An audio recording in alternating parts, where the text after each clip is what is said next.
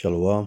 I want to start by giving all praise to Yahweh, Ba'asham Yahushai, Ba'asham Kakadash, double honors to the apostles and the elder bishops of teaching us the scriptures, among other things, and salutations to all the Akyam across the earth who doing this work in sincerity and in truth.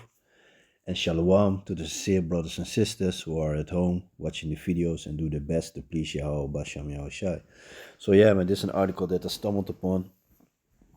So they're getting busy, all over the world.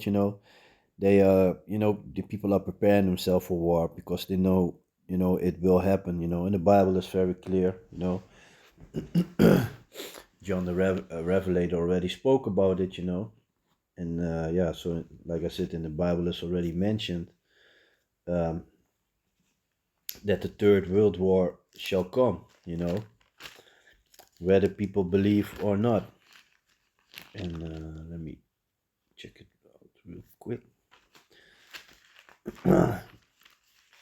And it's funny, because like a while ago, um, like if you let's say like maybe a year or 2 years ago, people wouldn't really believe it, and our elder apostles on down, our people been talking, of from an elder apostle on down, they have been preaching about the war, and people never believed it, but now even the elites, they got that doomsday clock going on, all these things, and they're warning the people, they saying they all these countries are busy with getting more getting more people for the army, recruiting the young ones, going to schools and all these things,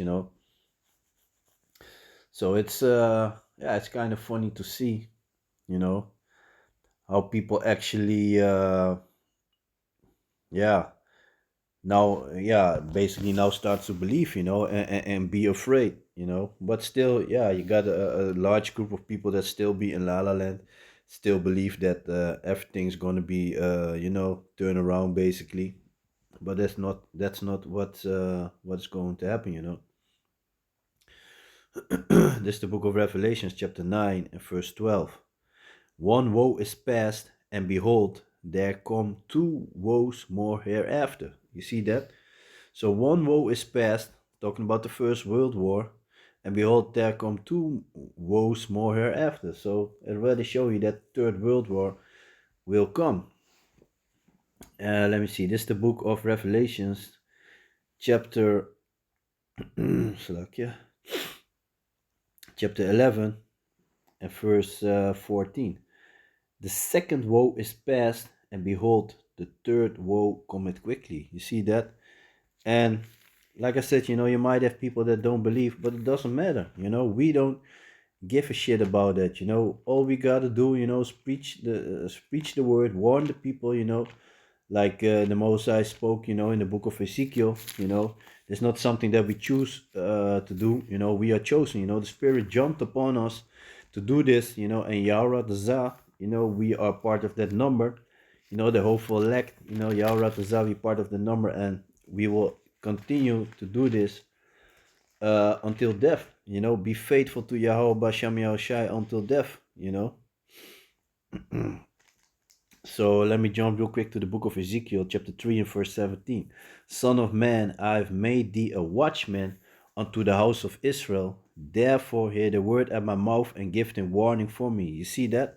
So this is what we're supposed to do. Warn the house of Israel first and foremost. The so-called Negros, Latinos, and the so-called Indianos, and the first and the people that gonna hearken to the words of Yahweh Basham Yahushai, hearken to the warning coming out of the mouth of the men of the Lord, are the elect. The rest ain't gonna get it. Matter of fact, let me jump real quick to the book of Romans. This is the book of Romans, chapter 11 and 7. What then? Israel had not obtained that which he seeketh for, but the election had obtained it, and the rest were blinded. So this also shows you that only the elect gonna understand this, According as is written, Yahweh had given them the spirit of slumber eyes that they should not see, and ears that they should not hear unto this day.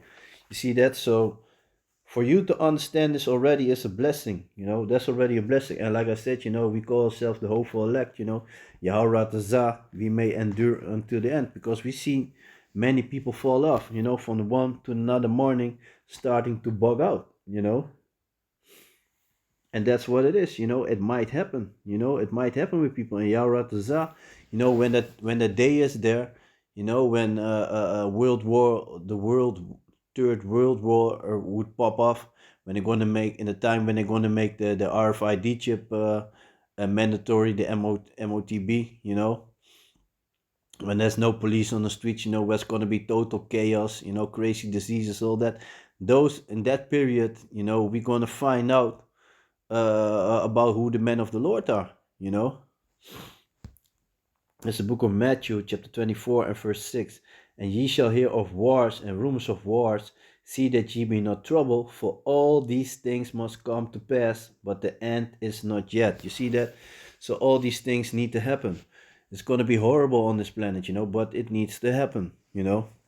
So let me jump into the article, and this, yeah, a lot of farmers, and it's literally the book of Joel, and I'm going to read that in a few, but this is what they do here in Holland, And like I said, they're getting ready to get down, man.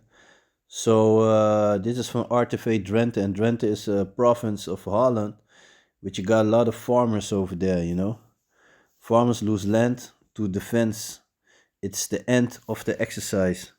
There is a dismay among agricultural entrepreneurs around the Haar. Defense has announced that it will expand the current training area, and that has far reaching consequences for a number of companies. I have a wonderful company in a fantastic location that will not come back soon. He didn't want to know anything about it, but Rolf Oldenburg couldn't ignore it any longer. Yesterday afternoon, a high ranking employee of defense was on his doorstep with the message that they wanted to buy the company. I can get money for it, but I'm not looking for that, Oldenburg continues, who tried not to think about the scenarios for as long as possible. I always laughed it off at a certain point I thought, of course, we're the losers. End of exercise. Rolf and his wife grow potatoes, keep almost 50 horses, and have 4 chicken sheds. In 2017, they bought the plots of land for the company. Oldenburg realizes that the end of his company is near. Of course, you can still submit comments, but that's flogging a dead horse. And finding a new place, you almost can't do that these days. That will be very difficult, and then it's game over. Geert Montes lives with his family in the street further. They have not yet had a visit from defense, but they see 13 hectares of their land on the dreaded defense map, on which the new training area is drawn. When the map was released, I was really shocked, he said. I don't know what to do next. To an outsider, 13 hectares out of a total of 85 hectares may not seem like a death blow, but it is precisely the profit margin of the company. We have a land-based dairy farm that has a big impact on us. Those 13 hectares are crucial to our income. You can't miss that. He explains, our daughter is about to take over the company. I don't know what to do next. Daughter Mary's is adamant. If they come to talk about our land later, they won't get any coffee. So they won't give them coffee. Well, that will teach them. Martin stares at the screen in disbelief. According to him, there are 8 farmers who have to give up land, some a lot, some a little, but also a farmer who is allowed to keep his business but loses all the farmland. The spectacle claim that defense is making here is enormous, say Martins. It concerns 300 hectares, of which 261 hectares are agricultural. Martins calls the decision of the State Secretary Gijs Tuinman, Triple B, Build Back Better. Yeah, man. Hey, Edomites, you're done, man. You so-called white people, man. Your queendom is going down, man. Beautiful, down the drain. Martin calls the decision of the State Secretary Gijs Tuinman BBB incomprehensible. I don't get it. It seems as if defense is being used to create buffer zones for nature. Social cohesion. Martin's phone is red hot. Family members want to know what's going on, and the neighborhood WhatsApp of the Lageharenveen area has exploded. That's also Martin's biggest fear. As a community, we are being left behind. When the fence approaching him 30 years ago for a land swap to expand the heart, it caused internal friction. Something he fears now. Now that external pressure is increasing. Last time, all social structures were a little bit broken afterwards. Now everyone has found their way again, and the fence is throwing another stone in the pond. The word land swap has already been mentioned. We will have to count our nuts and continue together, Martins realized. We have to continue to hold on to each other, especially now. Like, whatever, man. Like, you can like they can do anything against it, you know. Farmer Martins is annoyed with the fence. We are being left behind. You see him there. The man is mad. He's very mad. That's beautiful, man. That's beautiful. That's what it is, man. And this is literally the book of Joel, man. This is the book of Joel, chapter 3 and verse 9. Proclaim ye this among the Gentiles, prepare war, wake up the mighty men, let all the men of war draw near, let them come up. So, like I said, all these countries, everybody is getting ready. You know, they gearing their army up. Even Germany, you know, Germany who since the Second World War, when they had the small mustache man with the stiff arm, you know, leading the war, you know, after that they really didn't they not really did get involved in wars and all that. They weren't even busy with the military, but now they are, you know. Beat your plowshares into swords and your pruning hooks into spears. Let the weak say, I'm strong. And that's literally what's going on right now. So these farmers need to make way for defense, you know, for the military. See that? That's literally what's going on. Let me see. Assemble yourselves and come, all ye heathens, and gather yourselves together round about thither.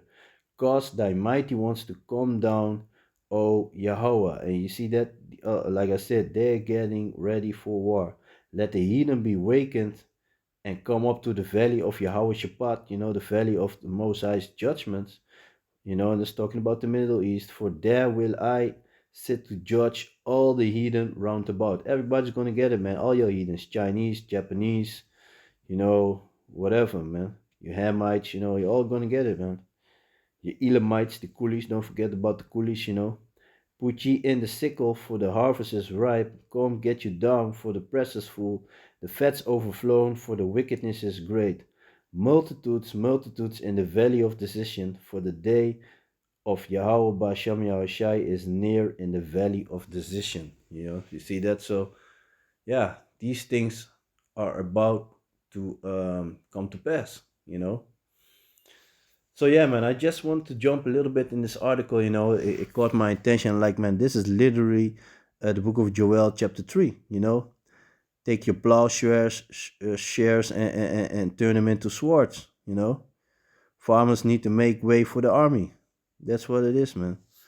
So yeah, man, with that, I want to give all praises to Yahweh, Ba'asham Yahushai, Ba'asham Kakadash, the ones to the apostles and the elder bishops of Great Millstone for teaching of scriptures, among other things, and salutations to all your Akyam across the earth for doing this work in sincerity and truth. So with that, I'm going to say Shalom.